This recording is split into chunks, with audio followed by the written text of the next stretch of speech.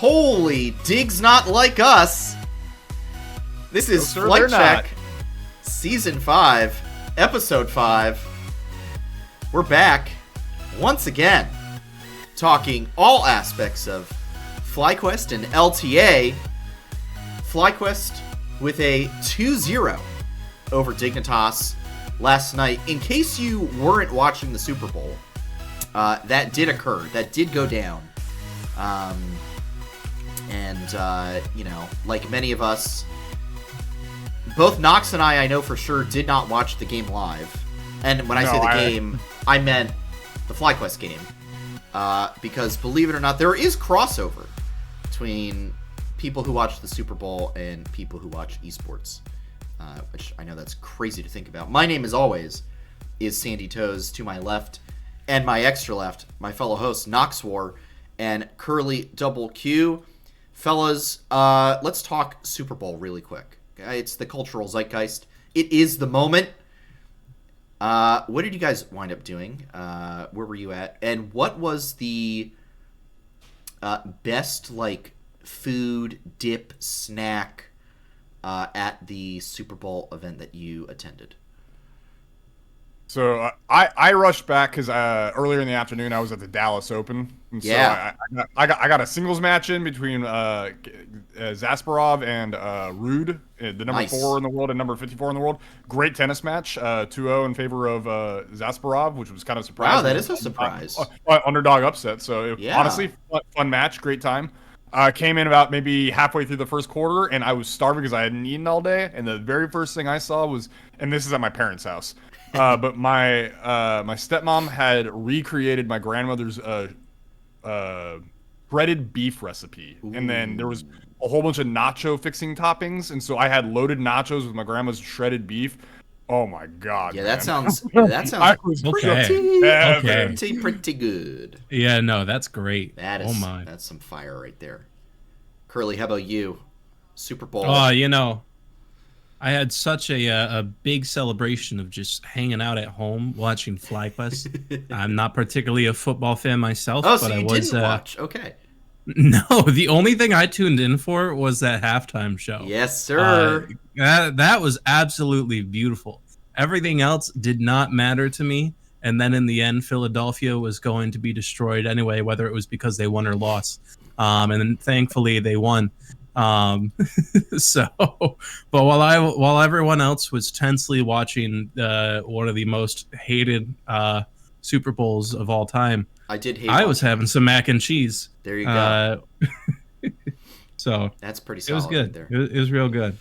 I was unfortunately working during. For the last time, though. For the last time, I will no longer. Not that he lost his job, but no. Yeah, you know, I've quit my job and I am unemployed. No, but I did manage to watch the Super Bowl anyway.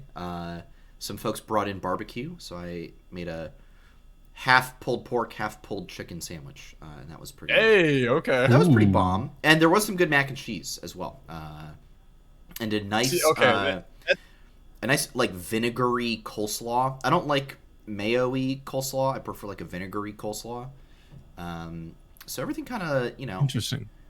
Ended up Millhouse for me, so things went well. See, that's the one thing I missed out on is I did not have any mac and cheese yesterday. I think y'all got me beat. Y'all got me beat in that regard. We got you beat on the mac and cheese regard. That's for sure.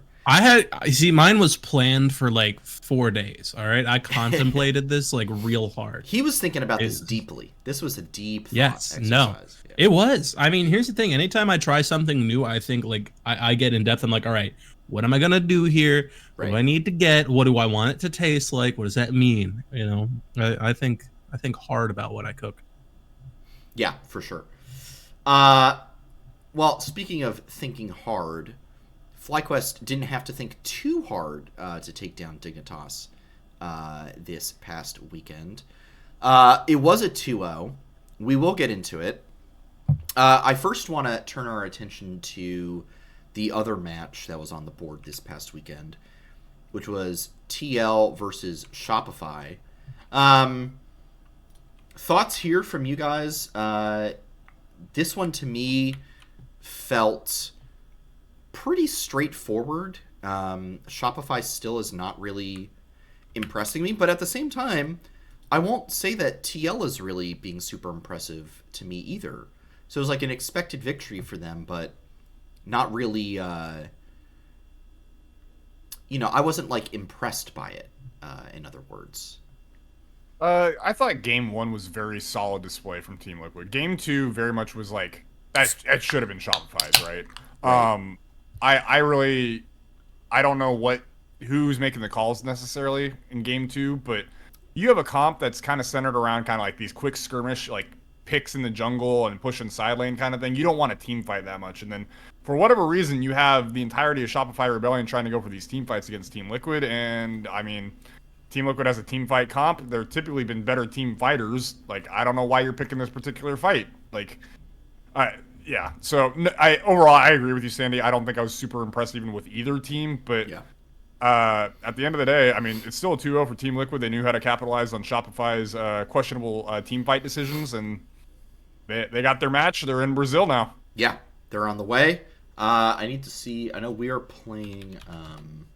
We are playing Leviathan, and Team Liquid is playing Isris Estral, Jose Dioto's team. Jose Dioto's team. Cloud9 will be taking on Loud, and 100 Thieves taking on Pain Gaming. I'm very excited for the Pain Gaming versus 100 Thieves. I think that's actually going to be a good match. Yeah. And we'll get into the LTA Split 1 playoffs, which actually starts this weekend, which is crazy. They do. It's going to be quarterfinals Saturday, Sunday, and then the next week is semifinals and finals. So we're going to go real fast to get our Split 1 champion. Curly, thoughts on Team Liquid Shopify? What were your takeaways from that one? Thoughts are I did not watch it. So... It was a busy weekend, to be fair. Yeah, sure. Yeah. That's what it was. Busy weekend. 100%. I'm totally trying to give you an out here, buddy. I'm just trying to give you an out. Just roll with it. I mean, like, why would I watch Team Liquid unless we're facing them? Ooh, wow. Harsh words. Okay. All right. Well, I think we can move on from there then, and we can move over to the FlyQuest match because I think some interesting questions to be asked here. Nox, you and I talked about this a little bit before the show, but although it was a 2-0 for us over Dignitas, they put up a fight and kept it close. Really, for a lot of Game 1, it was back and forth. And then Game 2, it didn't really break open for FlyQuest until like the 30-minute mark when we had that really big team fight. So I want to ask both of you guys, since Curly, I know you did watch this series. Yes. I wanted to ask, from y'all's perspective, Dig keeping it close the way they did, was that because Dig was playing well, or because we were playing a little under our usual level? I'm going to say a little bit of both. I think Dignitas... I think Dignitas had some like really good moments overall. And something that helped them a lot is they spent both games kind of just making Quad not as present as he might be in some other games. Yeah.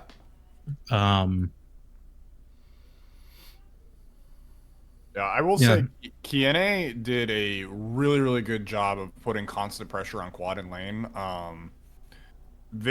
I think this is probably the most I've seen Quad pushed, like even against Loki. Like even against like Loki, I thought Quad had a better time against Loki than he did versus Kiene. So I mean, props to Kiene. I thought he's really looked solid so far for this Dignitas team. He's been a very good addition to the league, and I'm looking forward to what he can accomplish in Split 2. So yeah, no, I thought in that regard, Dig had kind of Quad's number in that regard, just because actual laning prowess and agency in the game. I think Kiene had a little bit more to show than what Quad did this time around. Yeah, Curly, how about you? You said both earlier. Any further thoughts on that? I mean, the other thing too is Shaden actually like did pretty all right Kind of held up. It was really good about being at objectives for his team. And kind of assisted in Kiane's punishment of quad. So I think they have a decent game plan.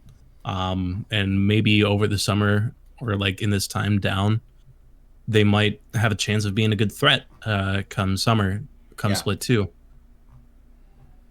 Because especially for me, Tomo was actually also a very reliable part of the team. Like he wasn't able to perform as much as he would like just because of the circumstances of either game, but he was looking pretty solid to me. And definitely the best player on Dig. And Surdy had a series. Got checked. He was present. He got checked a little bit. And he even had the opportunity to counterpick the Garen too. You know, that was the surprise out of Whippo, and then he goes with the Camille, and it just like Whippo solo kills him so early at 6. You know, I feel for him because he got jebaited by the level 6.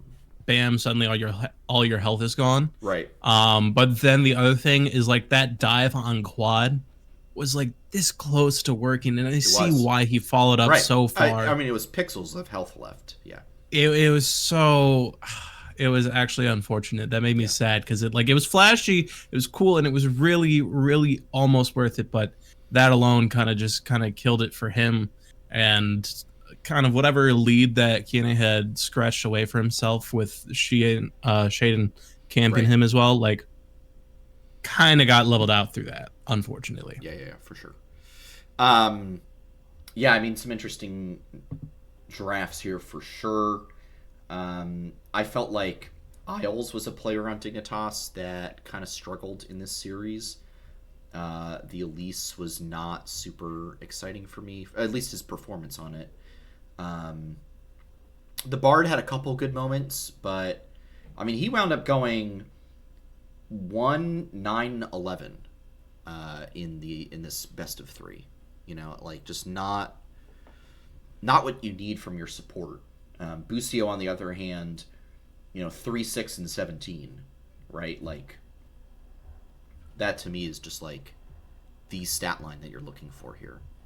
Yeah, Dig had some form of read because I mean, you had Isles on both Bard and Elise, right? Which are like the play styles of those two champions, especially when you have Elise as like a supporting role. Yeah, it's meant to be like these heavy roam champions. You're affecting your other lanes. You're not necessarily sitting with your AD carry or anything. You're really trying to make plays around the map, right?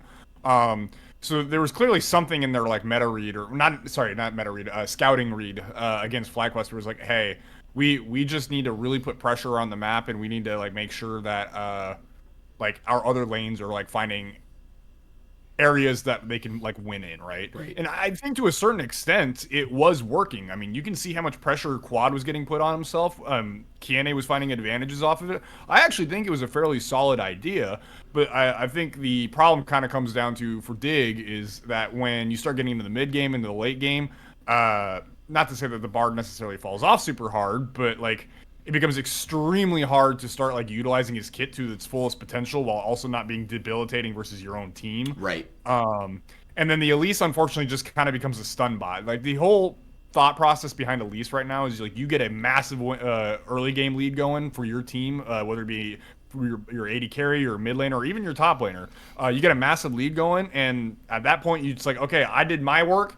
And now y'all got to carry me. And the reality of the situation is that Elise game, like he just didn't get far enough ahead. Even though he did actually have a fairly good early game. He got Kiane rolling a little bit, and he got Tomo going a little bit. So, yeah, like not to like kind of obviously continue to talk about Isles or anything, but that's just kind of my thought process on it right now is that I think Dig was really emphasizing like, hey, we just need map pressure from Isles, and if we can do that, we can kind of wiggle our way into a victory. And yeah. Unfortunately, due to other reasons, A, because FlyQuest had good play, and B, maybe like mistakes that Dig was making at certain team fight conjunctions, it just ended up being a 2-0. Yeah. I mean, I look at like Bard and Elise, I think you're on the money, very much those early game affecting champions, right? And like the Bard ulti, so useful in early game to, lock down immobile mage in mid lane, Elise with the web, so useful in early game, especially if you've burned someone's flash already. But then it's like you get to that late game, point in time, and yeah, like you can still Bard ulti I think is still fairly useful in late game to catch guys out. But for me, like the Elise just doesn't really do enough for me in the late game. It's just not like, even if you're playing that jungle, which we haven't seen Elise jungle in a hot minute now, but the damage to me just really isn't there in the late game. And you are, I think no matter what position you're playing it in, jungle or support, I think you nailed it. She's just a stun bot. She's just there to drop the web. I think that's her Q, right? And it's her E. Her E, or the web shot. Yeah, the web shot. Yeah. Yeah, E. Yeah, she's just there to drop the E, and and try to make something happen. There's not much else that she can do. The spiders are not going to like blow a guy up, anything like that. So, I look at like the Poppy and Leona as champions that like have a really big effect no matter what stage of the game it is. The Poppy ulti is game changing in late game team fights. Leona's... I mean, the Poppy ulti literally saved FlyQuest from having a take Garen. Like he knocked Shaden out, and it gave Fly an opportunity to fight back. Yeah, 100%. Huge team fight there too. Yeah, I think I just preferred our support drafting over Dignitas's so much more. Couple, Bwipo really going off of the script that he set out. Curly, right, with the Swain and the Garen. Yes, sir. There was even an interview. I think Jat interviewed Nuke Duck, asking, "Hey, Garen's not on this tier list. What gives?" And Nuke Duck's like, yeah, I don't know. I don't really know. I don't really know, man. Yeah. He's like, Garen's a champion or something. Like, I don't even know. It was a very non-answer. Yeah. 100%. What's your takes he on... didn't... Yeah, what's your takes on the Garen and also the Swain? I loved the Swain personally. The Swain I have been waiting for years. And when I saw it in the C9 scrim last week, I was like, oh, when are we going to see it? And then yesterday, I get home and I sit down on my computer. I'm like, oh, he's playing it. Yeah. So it was very exciting to go back and watch that VOD today, because it kind of just... It was really, it was kind of just disgusting. He just slowly built up all the health and sustain in the world, and then he was unkillable. Because he did the Swain thing where he gets near 2 or 3 people, and then he presses his ult. And because of the Rylai's and his movement speed, they can't get away. And he just keeps sustaining because he's in his ult. And his ult's going to stay up because you're still getting hurt by it. Yeah. And you can't get away. And so it's just a vicious, slow cycle of Swains being unkillable for a lot of things. And so that was really, really nice. And he also had some really nasty E calculations as well at some moments. And then with the Garen, we all saw that 1v1. The rushing level 6, it looked like he was going to die, but then boom, 6 right Q ult, you're done. And it's like... You're done. That being said, I can't be hype over the Garen. I'm sorry. It's just like a personal principle thing. Yeah. He played Garen. He played a champ that I dislike very much, and it did the things that I dislike very much, and it worked to our favor. It might be one of the least honorable wins I've ever seen, at least in terms of top laning, but hey, it is what it is. Yeah. And sometimes... So sometimes run at champion, click Q, click R, kill champ, and then I die. That's all you need, and the team will clean up, right? Hey, yeah. I mean, it works, Sometimes you don't even need to click Q. Sometimes you can just click E, and then maybe click Q if you need to get some extra speed. But of course, you're running Phase Rush and Phantom Dancer with the Stride Breaker. No one's getting away from you. It doesn't matter. Yeah. No, there's a lot going on. He's not running Phase Rush. I'm sorry, that was a lie. But he did, like, there's no way he didn't have the movement speed. What was it? Yeah, Celerity? Yeah, of course he had Celerity. Yeah, I think he was running Conqueror. He took Conqueror. Yeah, no, Conk is the classic. Yeah. But I knew if you're doing Sork secondary for Garen and you're not taking Celerity, there's no point in you taking that because. What else are you doing? What else are you doing? Getting cooldowns? Okay. I will say, did either of you listen to Pros today by chance? No, haven't listened. No, but you Spark Notes it. Who's on it? Yes. So it was Yeon, Core JJ, and Whippo, and the only reason I bring it up is because Whippo was talking about the draft a little bit in the very beginning, and even Core JJ and Yeon were talking about it because apparently Impact watching the draft after the Garen was picked was like Vayne, pick Vayne, like, and then Dig didn't pick Vayne, they picked Camille. And they had a whole little segment. Surdy doesn't strike me as the guy who's going to pick a Vayne though. So he was one of his actual biggest champs in solo queue. Oh, well, like when he was like top of like the solo queue ladder or whatever. It was what do I know? Sorry, not to stay down, but yeah, that was like one of his top 4 or top 5 champions that he used on the solo queue ladder, and that's how he climbed so high. And so like, and I think I have to imagine that's part of the reason why Impact was even saying it was like, if you pick Vayne here, like it's so good, like the Garen can't do anything. And they had a whole like 4 or 5 minute discussion about the fact that like, yeah, if Bippo was like, yeah, no, if they picked Vayne, it's just Giga over for me. Like I'm like begging Quad for a lane swap. I'm like, can we like can I like send my bot lane top? Like just like I don't even care as long as the other top lane, like as long as the Vayne's also getting starved, it's fine. I'll figure it out later. But like, please, for the love of God, just tell me. Like apparently it was so doomed that they actually went for it, which kind of makes me like wonder, like, dang, like.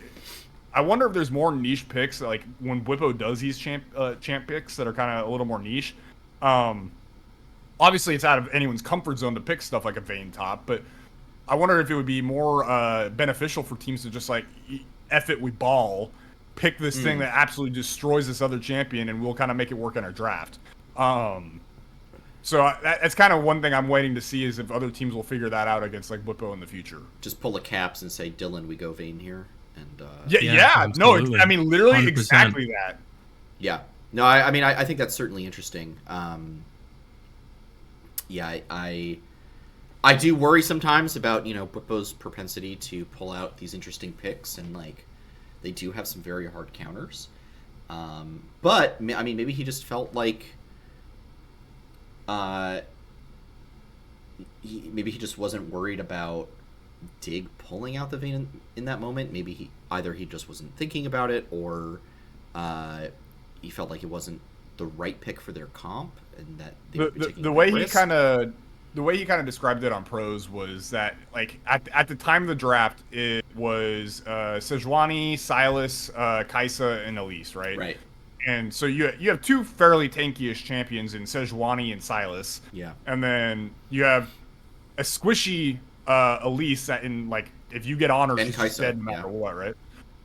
Kaisa's a little harder to get onto, but yeah, like you do get on her, she's just dead too, right? Right. So for him, his idea was like, Garen, you just run at these people. You just run at them, you Q, you silence, you can't do anything, and then I ult you for 40% of your health, and it's true damage, and you're just dead. And if I don't kill you, my team still kills you because you have no health now. So that was literally all the thought process he had in it. Was just. I mean, he also took the. He also took the new Axiom Arcanist rune, so that threshold for execute was raised even more. Oh, really? Oh, that's interesting. Yeah. I didn't know that rune did that. That's news. Well, because it increases the damage of your ultimate. Well, it increases the damage, healing, and shielding of your ultimate. So basically the stats of your ultimate. And I think grants cooldown for something else related to it. I don't remember. But so he really just said, I'm going to execute you. And then the other thing about it too is like Whippo is a very confident player. Like if he thinks he can get away with something, he will do it. So that's just something I think the team has learned to live with over the year. And then now that they've been able to kind of gel together longer, we're going to get some stranger and stranger picks. Yeah. And maybe come Worlds time, it'll work out in our favor, similar to New Jungle. Totally.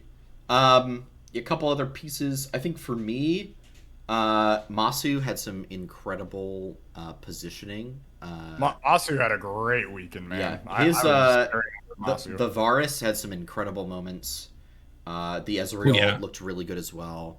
The Rift Herald denial into blocking Tomo's Kai'Sa ult was probably one of the funniest, but also coolest things I've seen. Yeah, no, that was great. I think, I think for me, like, it's between him and Inspired. Inspired had a great game on the Lilia as well. Set up some key moments there. I think I'm still going to give it to Masu ultimately. I just felt like, he just put out the damage. He just, played smart. I mean, he wound up 13, 1 and 10. Just like it's incredible positioning on a lot of those team fights. If you go back and watch, especially some of the Varus ones, just the way he was able to kite out and keep pumping out the damage was really, really crazy. Yeah. All right, let's talk briefly about the TL matchup. So let's get into that. Obviously, no Fearless here, so things go straightforward. What do you mean? It's a Fearless best of one, Sandy. Yeah, Fearless best of one. I actually want to point out something funny. So Dig and TL had the same first two bans, Ivern, Zyra. Dig did Ivern, Zyra, Callista first three, and then TL did Ivern, Zyra, Varus, which is just so very interesting to me that really what we talked about the other week about the Ivern, us looking so good on it that teams are now having to spend a ban on this Ivern. Even the Zyra. And, other teams are not playing this Ivern. Like no one else is getting Ivern banned against them. It's just not like a common thing. I'm seeing like one other ban where TL banned it game 1 versus Shopify. But other than that, like it's not happening. Cloud9 banned it in both games against us, or in the first two games against us. Banned it did not ban it in game 3 because we took it and lost. But it's just interesting to me that now teams are really respecting the Ivern and putting up a lot against it. And honestly, it's so massive that Inspired is forcing 2 bans, because then you get things like Quad getting to play as Cassiopeia over and over again too. Yeah. Like it's so dirty. Like it's not 100%. Fair. Yeah. No, it's really good. All right, let's look at this. We had Ambessa, Vi, Cass, Corki, Nico, and then Cassante, Skarner, Azir, Ashe, Renata. I loved the Vi Nico combo where you get like the single target knock up and then Nico comes in afterwards and does it again. That's like just such a great combo. And then Quad can just lay down the miasma underneath them when all is said and done. So then they stay grounded and then it's over. It's just completely over. I mean, thoughts on this whole game from you guys? Like TL was doing pretty good, was ahead at points, and then we got some really clutch team fights. One in particular where Inspired had a great Vi ulti that set up then ensuing Busio ulti on the Nico, and so we kind of clutched up and did what we had to do. But Team Liquid was like in the driver's seat for a decent amount of the game as well. Yeah, the very first team fight, I mean, we kind of took the lead. Also kind of off the back of Umti, if I'm being honest, because he's the one who pushed Busio into his own team, who got a 3-man ult off. Bit of griefing. So I'm not going to lie, TL kind of did us a favor on that one. But at the same time, though, I think TL kind of had a smart draft here, especially with the Renata. I thought the Renata was a great pick because it's so hard for Nico, Vi, and Ambessa to deal with her due to the Q and also the R. In addition to like just having a W that can keep anyone from dying for an extra couple seconds until they get the kill on you. It's just extremely annoying when you're like a mainly melee like focused like comp. So all that said, the big thing for Fly's comp is just like you're looking for small skirmishes, like 1 or 2 people. Like you send Vi in, or if you get an E on the Nico and you get the miasma down. It's like tiny little picks that you're aiming for, and then once that person's dead and gone, you can kind of kite out the rest of the way with the help of Busio kind of kiting with these E or any miasmas that are coming down, so on and so forth. Especially with how good of a team FlyQuest is at team fighting, right? So that's kind of what took so long, was eventually after that first team fight where Umti inted it a little bit for his team. It took a while for Fly to kind of get back around to it and find that one little pick that you were referencing earlier, Curly, where Vi got onto what was it, APA or Jan, I forget who it was, but basically like one was down or pushed out of the fight, and then Fly just kind of like, okay, well now we have the numbers advantage and we can kind of just go from there, you know. That was Sandy that mentioned it, for the record. Oh, Sandy. Okay, sorry, Sandy. My bad. Just wanted to make sure you got it right. It is okay. It is okay. Yeah, Curly, how about you? Any thoughts on what Knox just said? I mean, for me, it was definitely a bit shakier than I wanted it to be. I'm going to be honest, at first glance, both yesterday and even now looking back at it, I'm kind of iffy about our draft. Like, it worked out in our favor, but I just feel more comfortable with Team Liquid's draft, like if that was ours. I do think, admittedly, that we kind of won this off the back of them losing to themselves a bit more than we actually won it off of like really earning it. Like, I'm going to criticize Blippo a bit. I wasn't as here for the Ambessa gameplay as I was for some of his other ones. I also am not sure taking it into Cassante really was the best for his laning. It worked out kind of well later in the game, but that's it. And then even the Vi was good, but didn't have as many pop-off moments as I kind of expected. But, I mean, we really pulled it together, and then, like, when we did get the advantages, we pressed the hell out of them, so...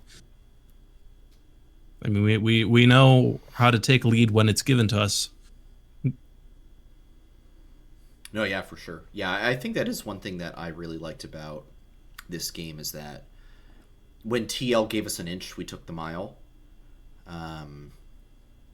We were able to capitalize on their mistakes and really make something out of it. I think like some lesser teams would take the winning team fight and then not be able to do much else with it afterwards, and then just eventually lose to another team fight later on. So I felt great about how we rebounded after like not a struggling early game, but like, not like a strong one either. I want to ask you guys, and this is kind of like off of the week 3 and whatnot. Now that we've gotten through, this first set of matches of best of 3s, in your heads, when you look ahead to like split 2 and whatnot, early power rankings, has anything shifted for you guys? Like 100 Thieves, Cloud9, are they rising? TL falling? Bottom 4, any shuffles for you guys? I've got a couple hot takes about bottom 4. I think it's still the same bottom 4, but I've got some hotter takes about them now, personally.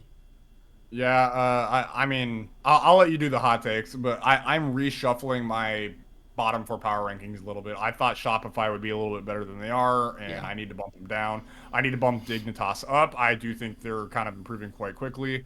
And then I think Lion, actually, I know they went 1-2, 1-2, or sorry, they went 0-2, 1-2. I don't know, man. I think that team can be scary come split 2. So I think while I might have to put them over Shopify right now, honestly. Like, yeah. By the time Split 2 comes around, I think Shopify in general, I know they just beat them, but I think by the time Split 2 comes around and the development and the synergy that team gets together, I think they'll eventually be over Shopify. So I'm probably eventually going to put Shopify in 7th with Lion in 6th and then Dig in 5th. But yeah, no one's breaking in the top 4 right now. Yeah. Well, I think it's actually, the whole thing is super interesting because Disguised actually showed some good flashes against Dig as well. And like, I'm hesitant to just kind of like count them out completely against Shopify, Lion, or Dig. Like, I think Dig for me is going to move up to 5.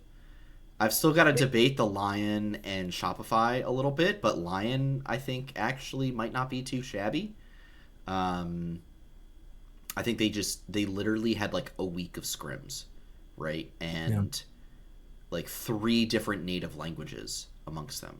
So once they kind of figure some of this communication and get some more practice time in, they could be interesting. They could be an interesting team to watch. So yeah. Curly, how about you? What are your thoughts on any kind of power rankings shuffle?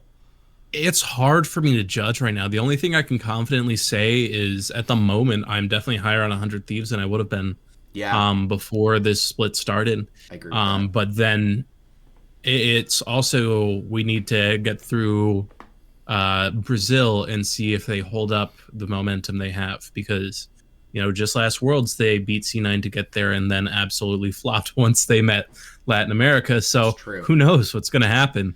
Will history repeat itself?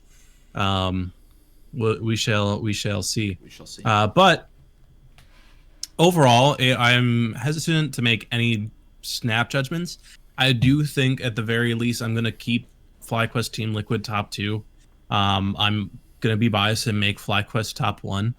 Even though we didn't end as highly as I would have liked, because it's going to be a couple months till we get there, and they're going to keep, they're going to keep going, they're going to keep growing, and if they get knocked out of this, they're just going to, I'd say they're either going to take 1 week off and get right back on it, or they're not even going to take a week off, and they're just going to, spend that time getting their shit together, because that's kind of what they did with their breaks previously.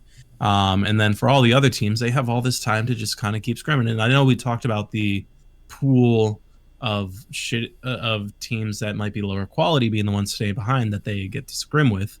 But it's like just more time to build kind of like team synergy and build like habits and work out, all right, what plays well for us? What can we do? And so I think it's going to be shaken up a lot once we get to split 2. And it's really hard for me to predict at that point, aside from the top 2. Yeah, 100%. I think those are some good takes as well. All right, let's look ahead now. Split 1 playoffs are upon us. They actually start this weekend, which is crazy to me that it's such a fast turnaround. FlyQuest, I know, flew to Brazil today. But they're probably still in the air as we speak. They're probably still in the air, actually. So they're on their way right now. I hope Inspired enjoyed that sandwich. Yeah, it looked good. Dude, what was, actually, hold on. Side tangent. What do we know what that sandwich was? It kind of looked. It looked like it was a burger, but I couldn't see the meat. I could see like only condiments. And it was kind of funny that I could only see condiments, but burgers. Do you have the picture, Sandy? I think this is worthy of showing on stream real quick. Yeah, hang on. Let's talk about the photographer doing them dirty. That's the real thing. I may be a little hungry right now, but yeah, I don't just, yeah. The sandwich looked really, really good. All right. Let's see. FlyQuest. We're going to the... I'm taking a look-see. We've got the presentation up here. Okay. I'm seeing tomato, lettuce, onion. I think it's a burger. It looks burgery. I gotta download this image. Ugh. Oh, well, if you have to download it. No. I got it. It's coming in. Okay. It's coming in hot. Any second, it's coming. Anyway, yeah, they should be in the air. Well, now I'm looking at this image and I'm trying to figure out like. Are we gonna do some sandwich analysis? No, I'm ready. Well, hang on, I'm just trying to get it to. Where is it? What I'm also trying to figure out, and you can like notice this when you pull it up, is like, where's the bite? He looks like his face looks like he took a bite, but I don't see it on the actual like sandwich itself. We're doing sandwich analysis. Wrong way. Okay, we're getting there. We're getting there. All right. Well, what I need is to zoom in on the sandwich here and put it under the overlay. Put it under the overlay. Oh my god. Is that so? There's definitely tomato. I see some. Is that like a? Sandy, put it under the overlay. I'll put you under the overlay. All right. There you go. Pickle. I already am. All right. There so we go. I'm seeing So it's definitely tomato. It's definitely onion. I think that might be cucumber. Yeah, you got some romaine lettuce. I think it's a burger. I think it's that does look like a burger bun. Because if you look at the bottom left, I think is that a little bit of patty that's popping out right there. Yeah. I think you're right. Is this like airport in and out? No. If they're at LAX, oh my god, in the United wing, I'm trying to remember what that was like. Wait, well, this is definitely a burger bun. What right? where are they flying out of? I know where. What airline do you think they took? Well, they took United. If you look in the background of the photo. Okay. Well, I've got the photo that I have right now is Can't you see everything cut off? Oh, I could probably look up. Okay, we're not going to break it down that much. No, I could look up where their flight is. Probably. Actually, let's relax. Let's relax. Hang on. I'm looking at this photo again. I think they flew to the airport near my house to connect to Brazil. I'm not even kidding. I think it says Washington Dulles back there. That's near me. We're getting deep on the investigation. LAX, I mean, it kind of makes sense. So here's the other thing that Wippo and Core and Yeon talked about on Pros is that it's a 19-hour travel time because there's no direct flights from LAX to Sao Paulo. So they had to take a connecting flight that would be a little bit more over on top of Brazil and then just fly straight down. So that would kind of make sense if they flew over near where you're at, Sandy. Oh my goodness. I can't see what the All right. This was supposed to be sandwich analysis. Well, now it's not Instagram stalker analysis. Girlfriend. All right, no. United LAX 71A. Whoa, Sandy, stop! No, that's the gate. That's just the gate. They're already gone anyway. It's not like we can actually do anything. I was trying to see if they've landed in Brazil yet. That's all I want to know. All right. I think what we've determined here is it's some kind of. I mean, that's some fresh looking tomato. Actually, it's a burger. It's a burger. But and then I think, kind of on the top, like if I see mustard. Yeah, there's some mustard on there for sure. Is it mustard or is it like banana pepper? That's what I was also thinking. But because of the tint of the yellow, I'm thinking mustard. If you look at the 11 o'clock on the burger itself. That's like some white melted cheese, not like a cheddar or an American. I'm talking like a provolone kind of deal here. You know? Okay. I wonder if this is like a mushroom Swiss kind of burger. Mushroom Swiss? No. If that's a mushroom Swiss, he's butchered it. You don't put that much on a mushroom Swiss. I don't know, man.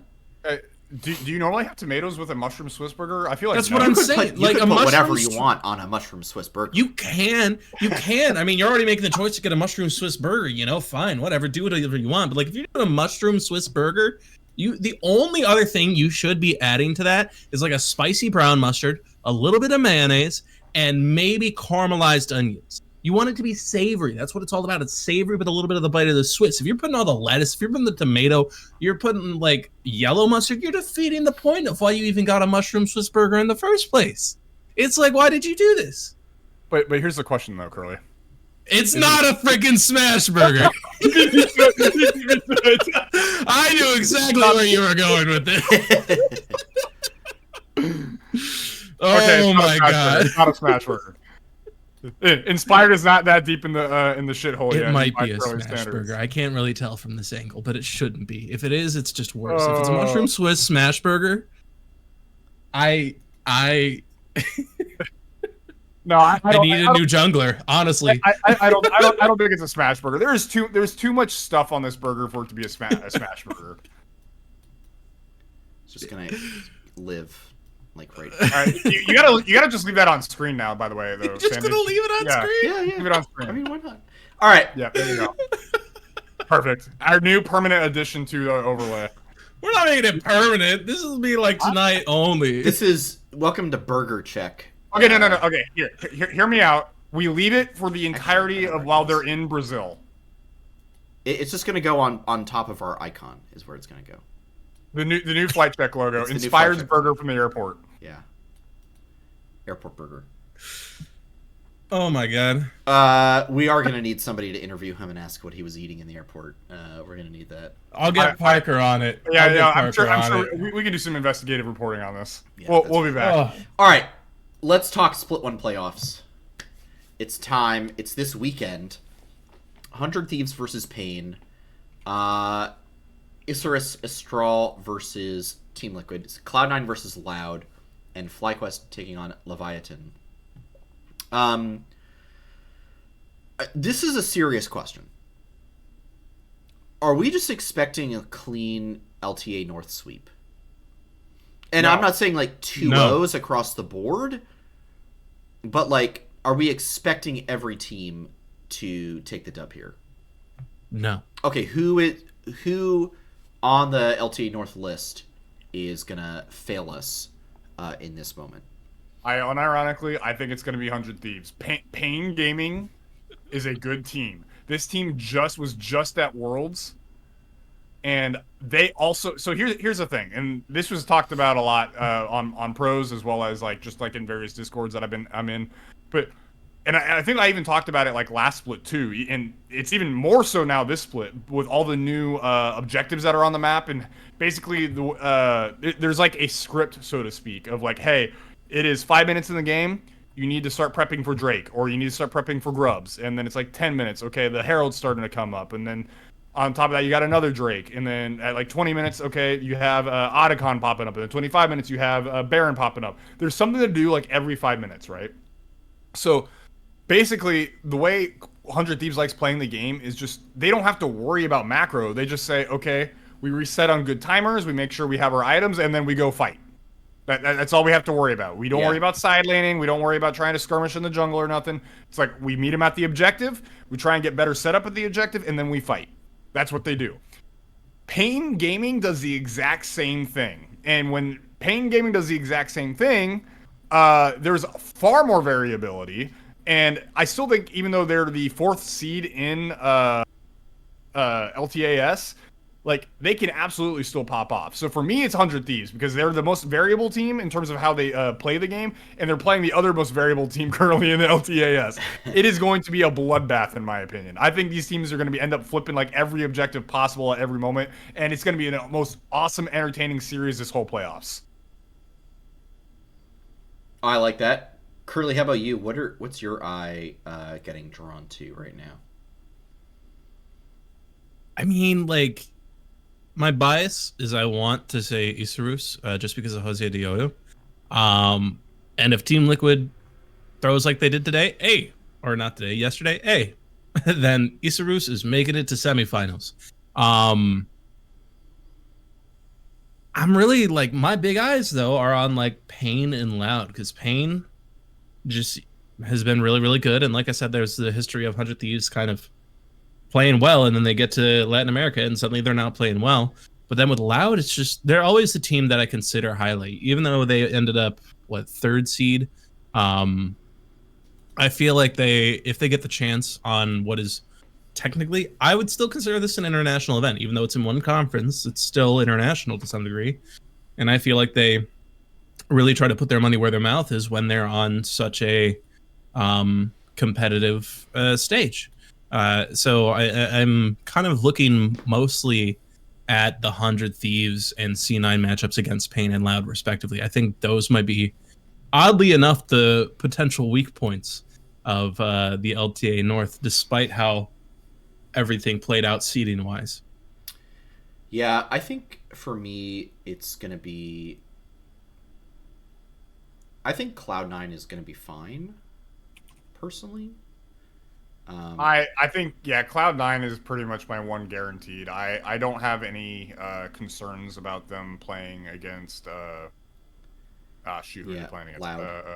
Loud. Yeah, I think, don't get me wrong, Loud is still a good team, but I really do think Loud's just kind of outmatched here. I think Cloud9 should have an easy. But they've got our boy Winsome over there. They do have Winsome. They do. They do have Winsome, and I'm actually very excited to see him on stage again, especially against Cloud9. I'll probably low key be cheering for him a little bit. Yeah. But at the end of the day, I gotta go Cloud9 here.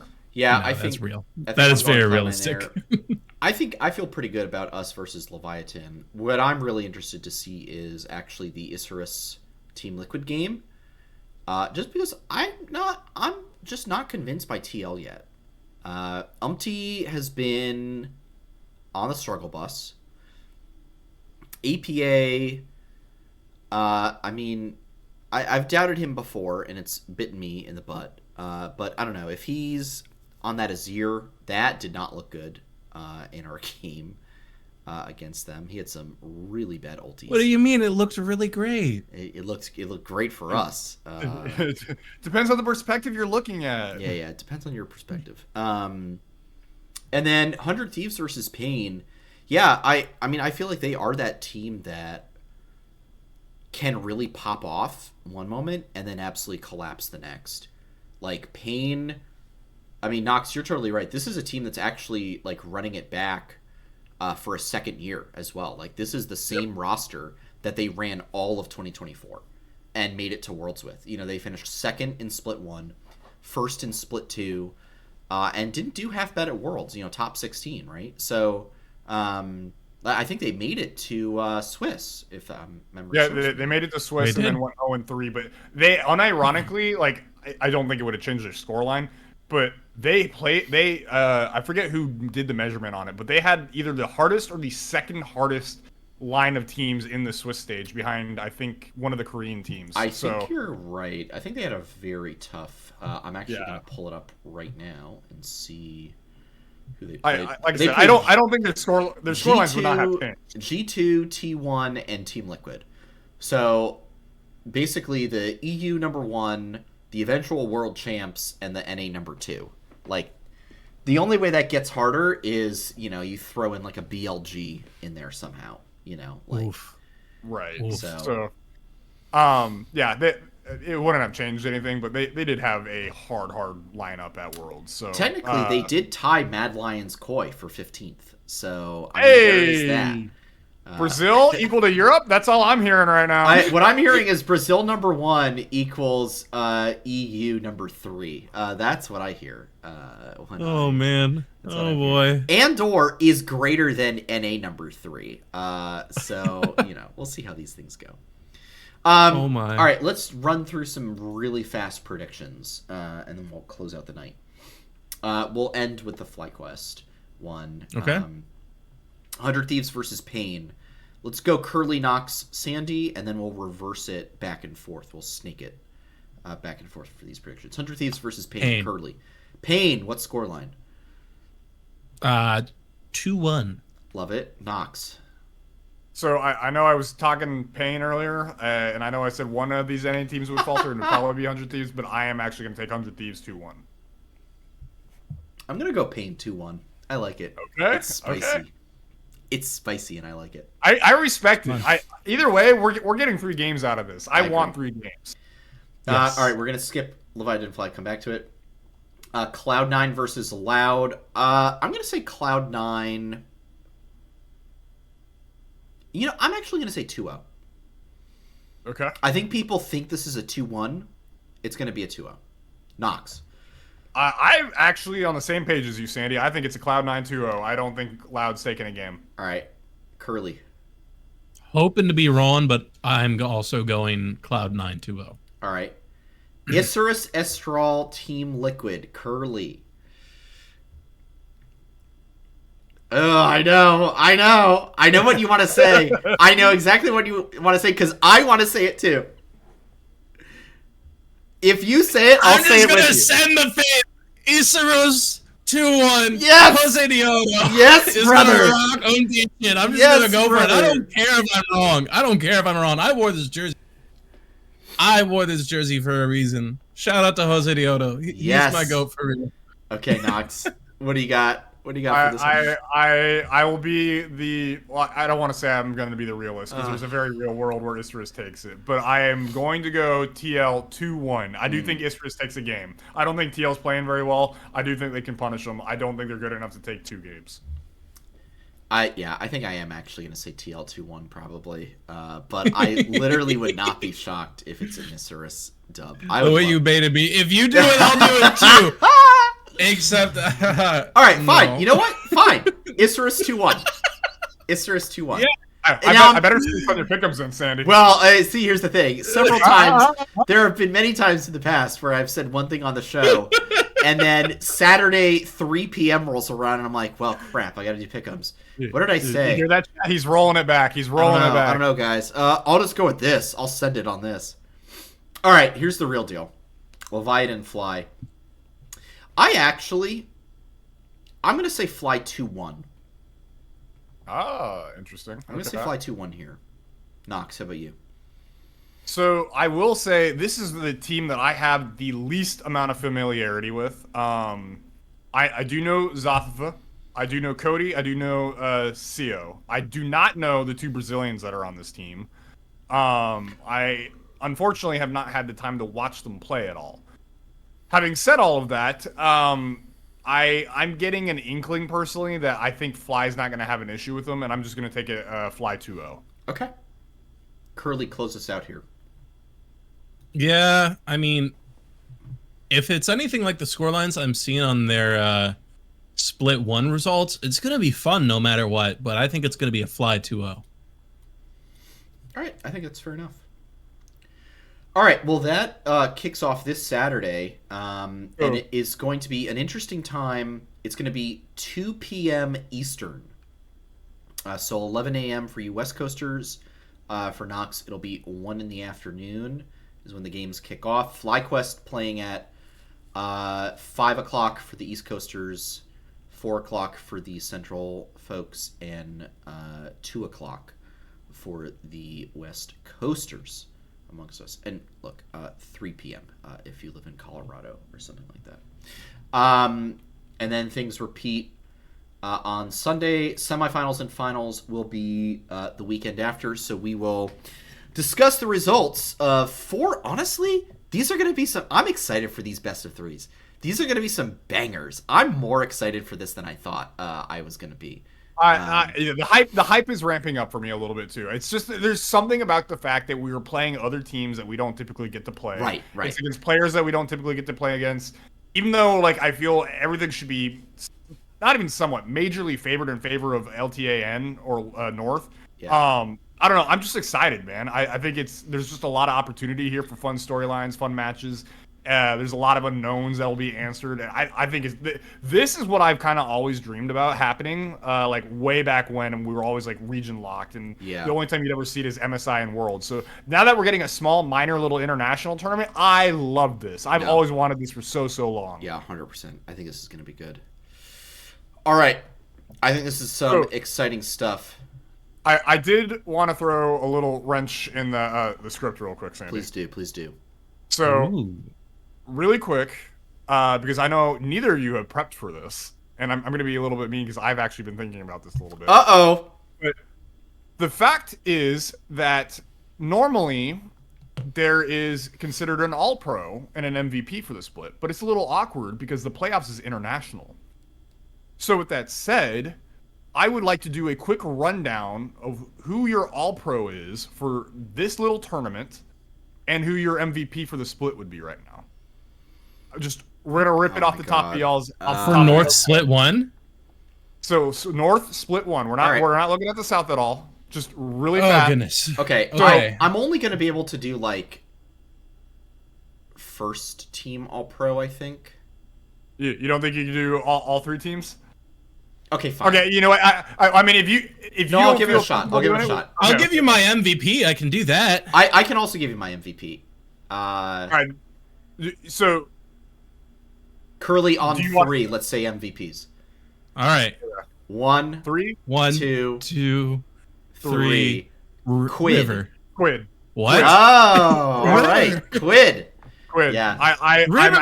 I'm giving it to Quid. Quid's games so far have been absolutely freaking monstrous. Yeah. All right. I can see Quid. I'll let it. I'll concede that. I think the way I would put. All right, I'll start doing some All-Pros, and I'll do it in the order of ones that I think are easiest for me to do. Here's my mid All-Pro. It's Quid, Quad, Loki. Yep. It's exactly mine. I will do Jungle next, and I'm gonna say River. Mm-hmm. inspired Blabber.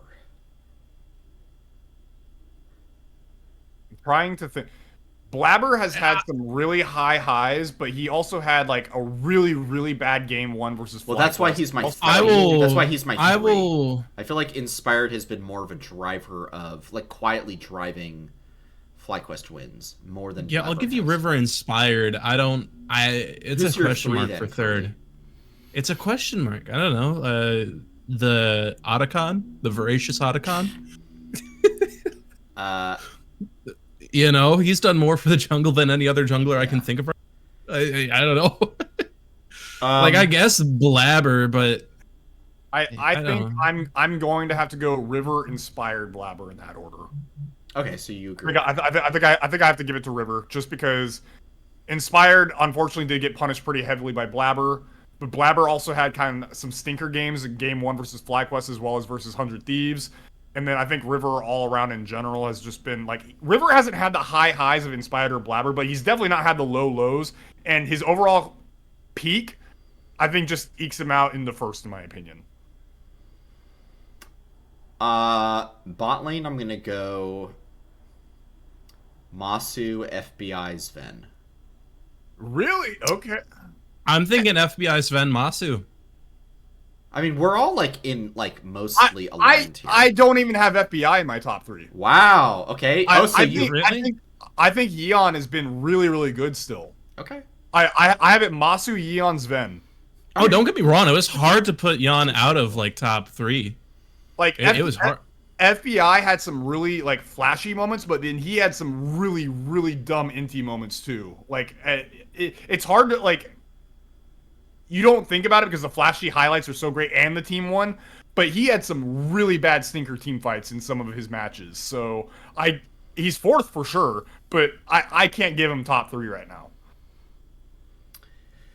Support is tough. I think I'm going to start with Ayla. Interesting. Okay. And then I'm going to go Busio Vulcan. So, interestingly enough, I'm putting Vulcan number 1. I'm going Busio. I'm also putting Vulcan. Yeah. Okay. Yeah, and then I think Ayla's been good. He's been far, far improved. I'm trying to think back on Core JJ. I don't think Core's done enough. I'm saying Ayla 3rd. Yeah, I think I'm going to go with you, Curly. I think I'll probably put Ayla in 3rd. What's so interesting is none of us have mentioned anyone from Shopify, Dig, Leon, or Disguised. I've been trying to fit literally any of them. Are y'all ready for this? Because we haven't done top lane. All right. Well, I think I know who you're gonna pull in for top lane here, but go.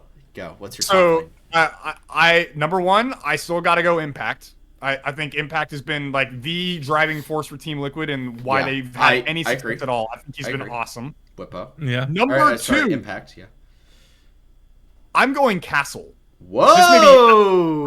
I think Castle looked awesome in all of these Interesting. games. Okay. I thought he was one shining light on that team. He was a constant force to be reckoned with. He had maybe 1 or 2 blunders here and there, but I thought he looked great in all of DSG's games. So I want to give number 2 to Castle. I think he's looked great.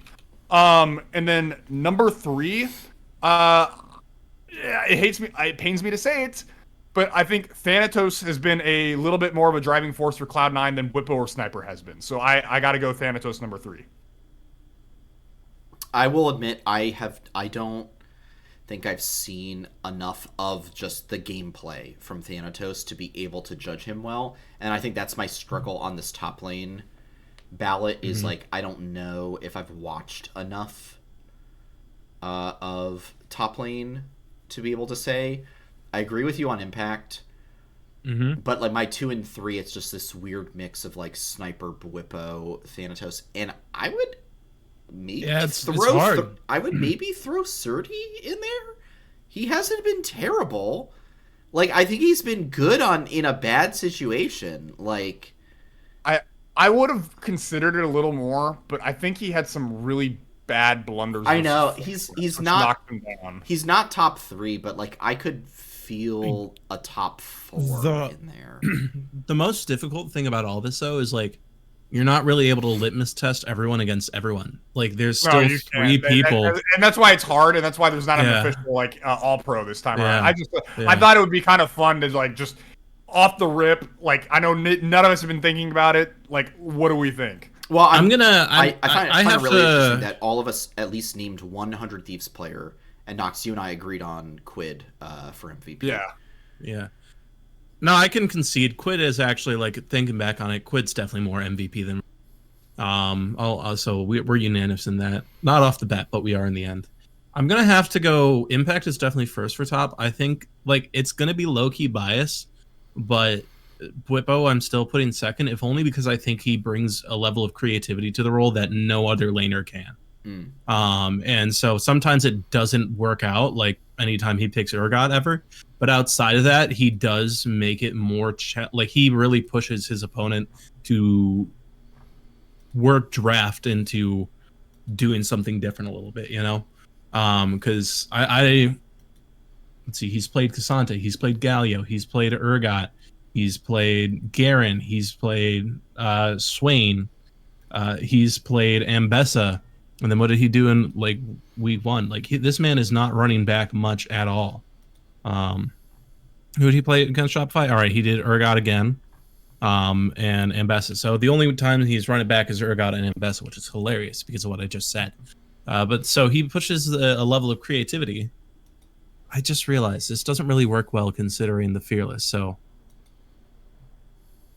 Yeah, so actually, fun fact, as a quick side note, the person who has the most unique picks in the entire league right now is Isles at 7. Weird. Huh, okay. That's interesting. I don't know.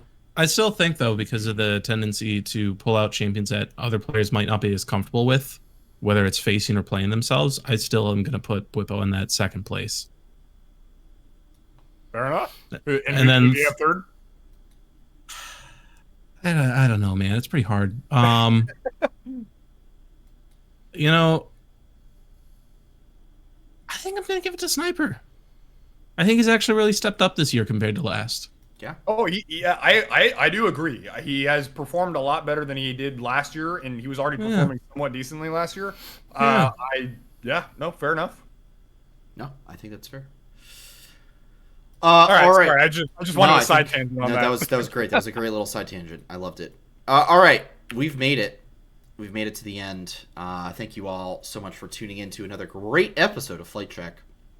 LTA Split 1 playoffs start this Saturday, 2 p.m. Eastern, 11 a.m. Pacific.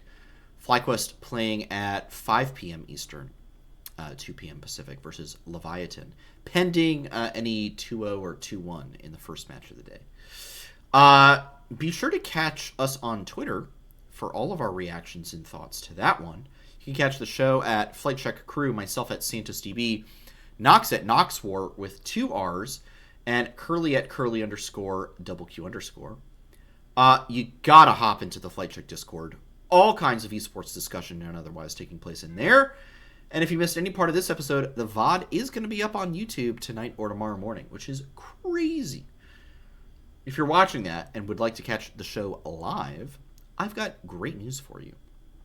From here on out, we will be broadcasting the episode every Monday night, usually at 8 p.m. Eastern Time, right here at twitch.tv/FlightCheckCrew. We try and get it around that time. Yeah, you know, we're fashionably late. There's like a tilde, you know, in front of the 8. It's like approximately 8 o'clock. Right here, twitch.tv/FlightCheckCrew. Get in here, smash that follow, smash that subscribe. You know how it be.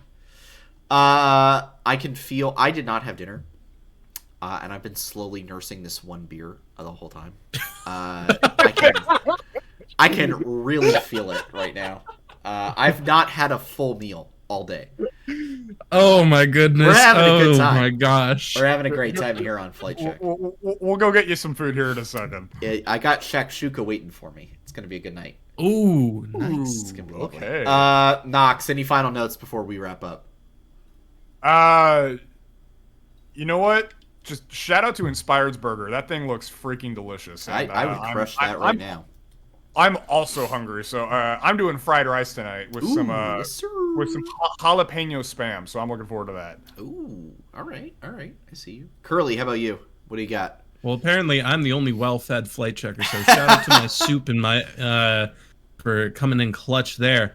It's still soup season. It's still soup season. It's real good.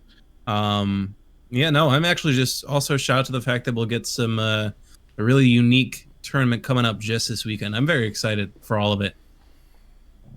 And then I've also got my my source on the inside trying to find out what exactly was on that burger. The only clarification so far, it wasn't vegan, which is important once you consider who's eating. Noted.